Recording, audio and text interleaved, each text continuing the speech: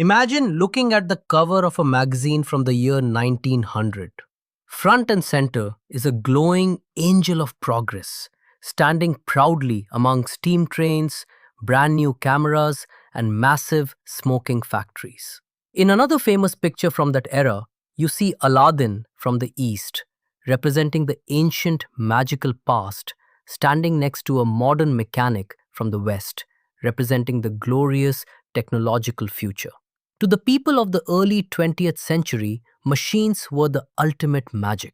They believed that non stop technological advancement was the absolute peak of human development. But how did we actually get there? How did the world go from quiet farming villages to giant roaring factories? Welcome to our topic, the Age of Industrialization. When we think of the Industrial Revolution, we immediately picture giant brick factories filled with machines.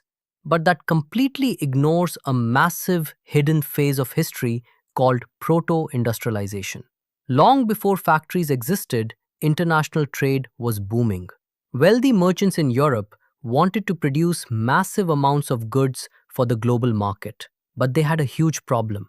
The towns and cities were completely controlled by powerful, strict urban associations, basically medieval monopolies.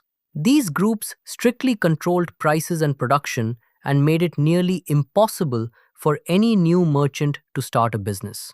So the merchants made a brilliant move. They bypassed the towns entirely and went straight into the countryside. Out in the country, poor peasants and artisans were struggling to survive because their common farming lands were being fenced off and enclosed. When these city merchants showed up offering cash advances to produce goods, the peasants eagerly accepted. It allowed them to stay on their small farms while making extra income. Suddenly, a massive invisible assembly line was born. A merchant clothier would buy wool, pass it to spinners in one village, weavers in another, dyers in a third, and finally finish the product in London. It wasn't in a factory, but a single merchant was effectively managing hundreds of producers working on a massive global scale right from their own homes. But then, in the 1730s, the landscape of England began to change. By the late 18th century, production truly exploded, driven by one wonder crop, cotton. In just 27 years, Britain's raw cotton imports skyrocketed from 2.5 million pounds to a staggering 22 million pounds. This massive boom was sparked by a series of brilliant new inventions that made thread stronger and workers faster. The most important invention was Richard Arkwright's creation of the cotton mill. For the first time ever, instead of sending materials to dozens of scattered village homes, Arkwright brought all the workers, the spinning, and the weaving under one single roof. This meant better supervision, strict quality control, and faster production. The modern factory was born, and it quickly began to overshadow the traditional village workshops. Now, you might think that once the factory was invented, the whole world instantly modernized overnight. But history is never that simple. The pace of industrial change was actually surprisingly slow. Let's look at the famous steam engine. James Watt improved the design and patented it in 1781. You would think industrialists would be lining up around the block to buy it, right? Wrong. His business partner, Matthew Boulton, struggled for years to find a single buyer. By the early 19th century, there were only 321 steam engines in all of England. Why? Because this new technology was incredibly expensive, and when the machines inevitably broke down, they were a complete nightmare to repair.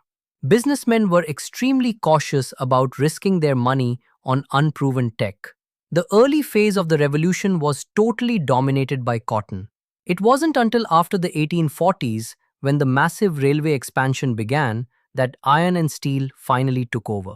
By 1873, Britain was exporting double the amount of iron and steel compared to cotton. But here is the most shocking fact of all. Even by the late 19th century, fewer than 20% of workers actually worked in modern factories. The old world didn't just vanish. The vast majority of textiles were still being produced in small domestic workshops. Traditional sectors like pottery, glassmaking, tanning, and food processing didn't disappear. They just grew gradually through small, quiet innovations rather than massive steam powered machines. So, if you jumped into a time machine and visited the mid 19th century, the typical worker you would meet wouldn't be a tired factory worker pulling levers on a giant steam machine. They would be a traditional craftsperson working with their hands. The Industrial Revolution wasn't an overnight magical transformation. It was a messy, uneven, and surprisingly slow transition that completely changed human society, one spinning wheel and steam engine at a time.